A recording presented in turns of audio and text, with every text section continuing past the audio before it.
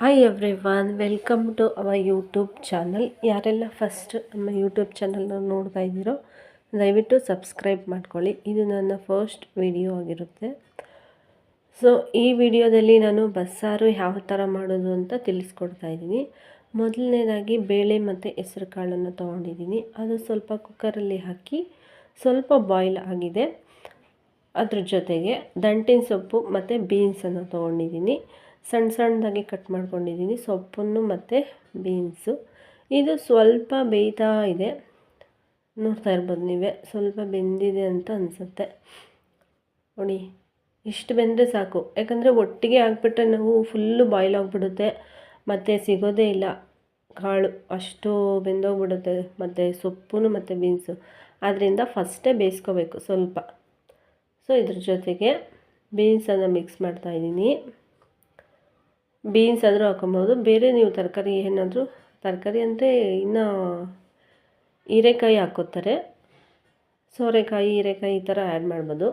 So ನಾನಿಲ್ಲಿ ಬೀನ್ಸ್ನ ಹಾಕ್ಕೊಂಡಿದ್ದೀನಿ. ಮತ್ತು ದಂಟಿನ ಸೊಪ್ಪನ್ನು ಸಹ ಒಂದು ಕಟ್ಟು ದಂಟಿನ ಸೊಪ್ಪು ನಾನು ತೊಳೆದು ಕಟ್ ಮಾಡಿ ಇಟ್ಟಿದ್ದೆ, ಅದನ್ನು ಹಾಕ್ಕೊಳ್ತಾ ಇದ್ದೀನಿ, ನೋಡ್ತಾ ಇರ್ಬೋದು ನೀವು. ಸೊ ಇದಕ್ಕೆ ಸ್ವಲ್ಪ ಉಪ್ಪನ್ನು ಸಹ ಆ್ಯಡ್ ಮಾಡ್ಕೊತಾ ಇದ್ದೀನಿ. ನೀವು ರುಚಿಗೆ ಎಷ್ಟು ಬೇಕೋ ಅಷ್ಟು ಉಪ್ಪು ಹಾಕ್ಕೊಬೋದು. ಇವಾಗಲೇ ಯಾಕೆ ಉಪ್ಪು ಹಾಕಬೇಕು ಅಂದರೆ ಅದು ಸೊಪ್ಪಿಗೆ ಮತ್ತು ಆ ಕಾಳುಗಳಿಗೆಲ್ಲ ಚೆನ್ನಾಗಿ ಹಿಡಿಯುತ್ತೆ ಅಂತ. ಚೆನ್ನಾಗಿ ಹಿಡಿದ್ರೆ ಅದೇ ನೀರಲ್ಲಿ ನಾವು ಸಾಂಬಾರು ಮಾಡಬೇಕಾಗುತ್ತಲ್ವ, ಅದರಿಂದ ಈಗಲೇ ಉಪ್ಪು ಹಾಕ್ಕೋತಾ ಇದ್ದೀವಿ.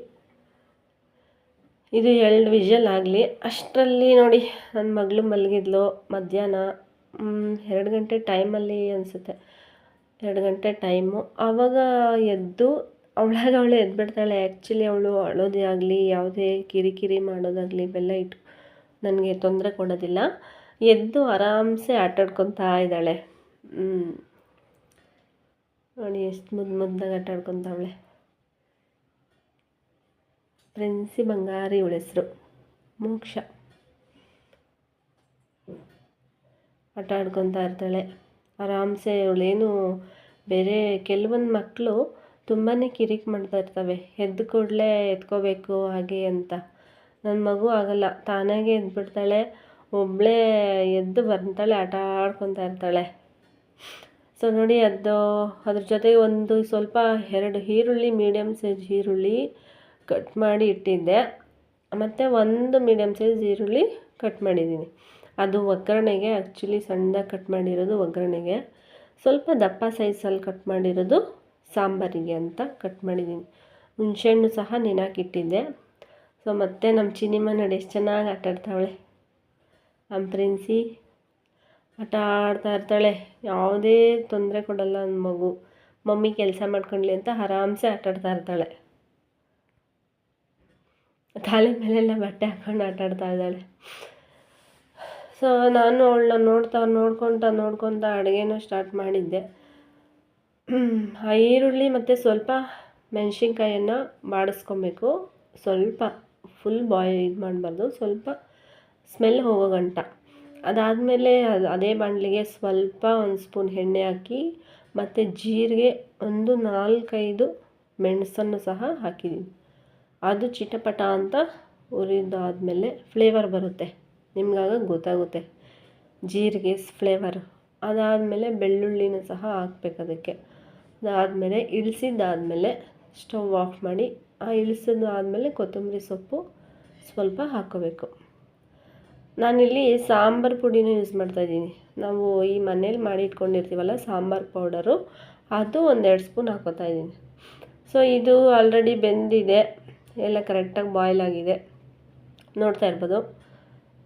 ಅದ್ರ ಜೊತೆಗೆ ನಾನು ಇವಾಗ ಮಿಕ್ಸಿಗೆಲ್ಲ ಹಾಕ್ಕೊಂಬಿಟ್ಟಿದ್ದೀನಿ. ಮಿಕ್ಸಿಗೆಲ್ಲ ಹಾಕ್ಕೊಂಡು ಮಿಕ್ಸ್ ಮಾಡಿ ನೋಡಿ, ಮಿಕ್ಸ್ ಮಾಡಿ ಈ ಥರ ಸಾಂಬಾರು ರೆಡಿ ಆಗುತ್ತೆ. ಆ ಮಿಕ್ಸಿಗೆ ಏನೇನು ಹಾಕ್ಕೊಂಡೆ ಅಂದರೆ ಕಾಯಿ ತುರಿ, ಮೆಣಸಿನ್ಕಾಯಿ, ಈರುಳ್ಳಿ ಹುರಿದಿರೋದು, ಜೀರಿಗೆ ಅವೆಲ್ಲನೂ ಹಾಕಿ, ಬೆಳ್ಳುಳ್ಳಿ ಎಲ್ಲ ಹಾಕಿ, ಸ್ವಲ್ಪ ಕಾಳನ್ನು ಸಹ ಹಾಕ್ಕೊಂಡೆ ನಾನು. ಬೇಯಿಸಿರೋಂಥ ಕಾಳನ್ನು ಸಹ ಸ್ವಲ್ಪ ಹಾಕ್ಕೊಂಡಿದ್ದೆ, ಅದನ್ನು ಹಾಕ್ಕೊಂಡು ಮಿಕ್ಸ್ ಮಾಡಿ ಎಲ್ಲ ರುಬ್ಬಿದ್ದೀನಿ. ರುಬ್ಬಿ ಚೆನ್ನಾಗಿ ಕುದಿಸ್ಬೇಕು. ಒಂದು 5-6 ನಿಮಿಷ ಚೆನ್ನಾಗಿ ಬಾಯ್ಲ್ ಮಾಡಬೇಕು ಸಾಂಬಾರು. ಆವಾಗ ಟೇಸ್ಟು ತುಂಬ ರುಚಿಯಾಗಿರುತ್ತೆ, ತುಂಬ ಟೇಸ್ಟಾಗಿರುತ್ತೆ ಸಾಂಬಾರು. ಈಗ ಅದಕ್ಕೆ ಒಗ್ಗರಣೆ ಸಹ ಕೊಟ್ಟಿದ್ದೀನಿ. ಒಗ್ಗರಣೆಗೆ ಏನಿಲ್ಲ, ಸಿಂಪಲ್ಲಾಗಿ ಎಣ್ಣೆ, ಸಾಸಿವೆ ಮತ್ತು ಸ್ವಲ್ಪ ಈರುಳ್ಳಿನೂ ಹಾಕ್ಕೊಂಡಿದ್ದೀನಿ. ಆ್ಯಕ್ಚುಲಿ ಕರ್ಬೇವಿನ ಸೊಪ್ಪು ಮಿಸ್ ಮಾಡಿದ್ದೀನಿ. ಸೊ ಇಲ್ಲಿ ಒಗ್ಗರಣೆ ಹಾಕ್ಕೊಂಡು ಪಲ್ಯ ಸಹ ರೆಡಿಯಾಗಿದೆ, ನೀವು ನೋಡ್ತಾ ಇರ್ಬೋದು. ಇದ್ರ ಜೊತೆಗೆ ಮುದ್ದೆ, ಸಾಂಬಾರಿಗೆ ಮುದ್ದೆ ಚೆನ್ನಾಗಿರುತ್ತೆ. ಆ್ಯಕ್ಚುಲಿ ನಾನು ಇವಾಗ ಮುದ್ದೆ ಮಾಡಿಲ್ಲ, ರೈಸೇ ಮಾಡಿದ್ದೀನಿ. ವೈಟ್ ರೈಸು ಮತ್ತು ಸಾಂಬಾರು, ಪಲ್ಯ ರೆಡಿ. ವಿಡಿಯೋ ಇಷ್ಟ ಆದರೆ